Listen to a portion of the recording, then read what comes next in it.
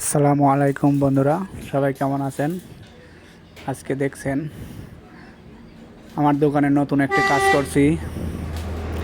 এটা হচ্ছে ইউটিউবারদের যে নতুন নতুন কাজ কিন্তু এখানে করা হয়।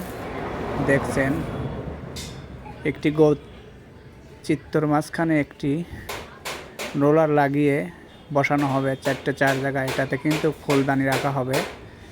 দেখছেন, যখনই দেখবেন যে ফুলদানি বসানো হবে এটাতে, তখন কিন্তু খুব সুন্দর লাগবে।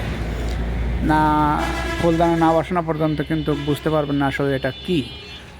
তাই দেখছেন এই কাজটা নিজে হাতে করা হচ্ছে, অনেক সুন্দর লাগবে দেখলে। আরও যদি সম্পূর্ণ কাজ ভালোভাবে করা শেষে দেখবেন আরও সুন্দর লাগবে।